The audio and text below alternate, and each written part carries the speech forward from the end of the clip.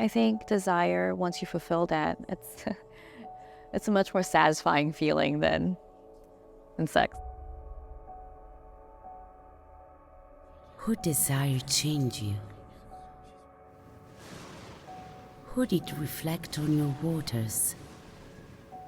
Where does desire come from?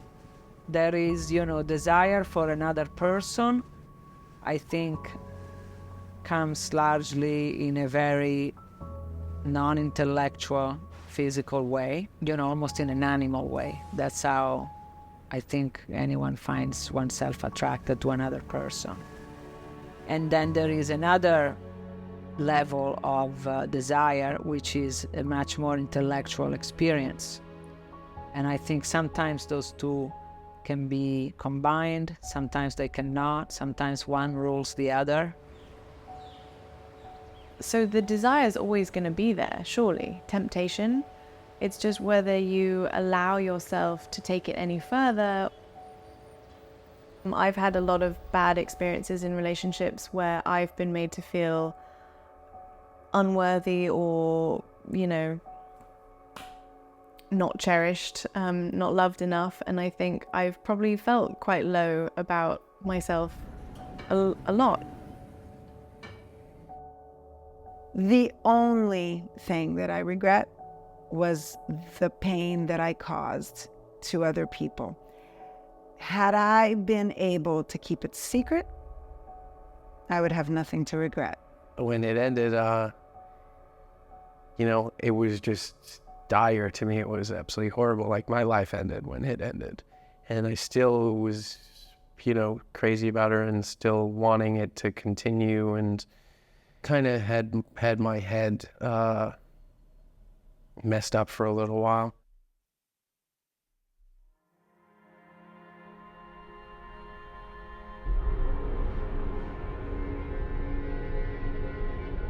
But is this desire your desire for your desire, or for your desire for the desire of you? Do you think you would make it out of the woods if you found out, reaching your eternal star, finally ending the fairy tale?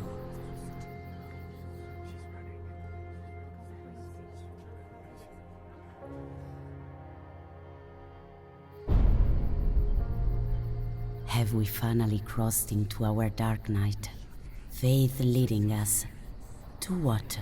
I believe in love. My ankles, there's still a spark there.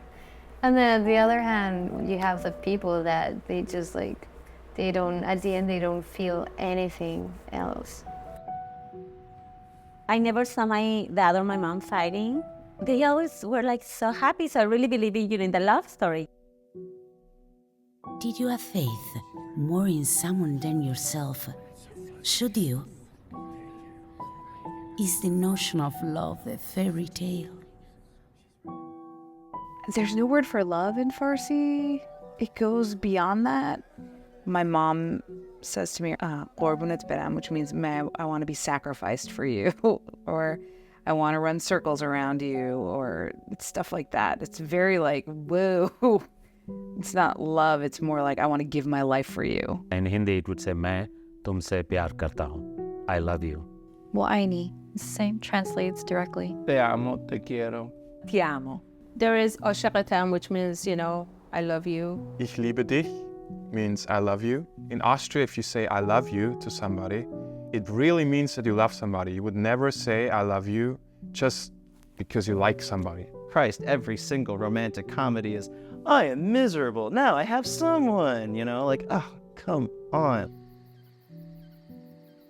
Culture is like handcuffs that you have the keys to, but people wear them proudly like it's jewelry. My question is, how would relationship work on this planet if before we could trust or be vulnerable with anyone else, you were vulnerable and trusted yourself first? My major weakness, being a little bit too nice. I think it's saying no to things. I always say yes. Sometimes maybe I should once in a while say more no.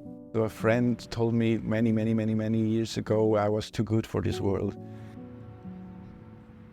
Instead of doing something for myself, maybe I'd do it for my family or friends rather than looking after me. The greatest weakness that I have, I think, is being quite self-centered. Always I've had a great fear of commitment.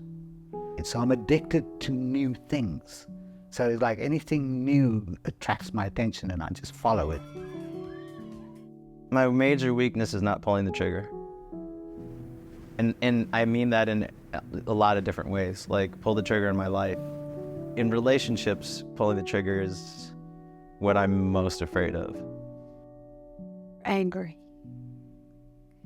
And when you're angry, it's very hard to make rational decisions. It's very hard to take advantage of what's good around you when you're angry. And angry people hurt each other, and we typically hurt those that are closest to us. I'm pretty weak around boys. If I'm just starting to go out with someone and maybe you just kind of snuggle up on the sofa or something, I will get very horny and I will have sex with them the first date if I can.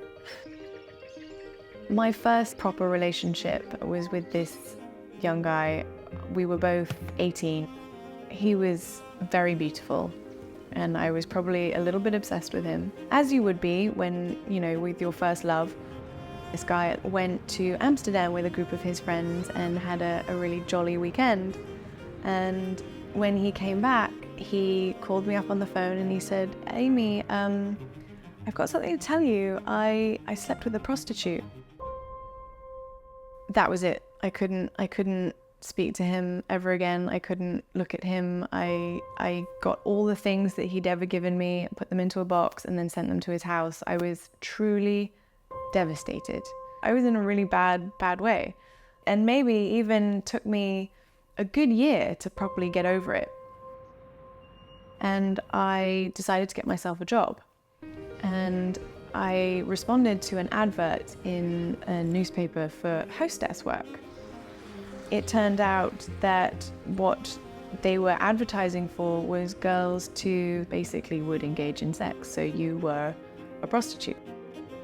I understood immediately what this was all about, and I even signed myself up for shifts the following week. Turns out I didn't end up doing it and I didn't go. But it was something I kind of had to go through. It was like, because the guy that I loved had been with this woman, I wanted to not be that woman, but I wanted to see or understand more about what it was that could be so attractive or appealing in a woman like that. I had viewed women as, well, that type of woman, like a prostitute or someone, you know, that sells their body, as like a sort of lower person, and yet I was more and more intrigued by it. I almost wanted to imitate it or something. It was a very like strange, twisted period, but that's what I went through. And I think maybe the way I view sex has been really affected by that one experience. Maybe I am a lot more slutty in my behavior.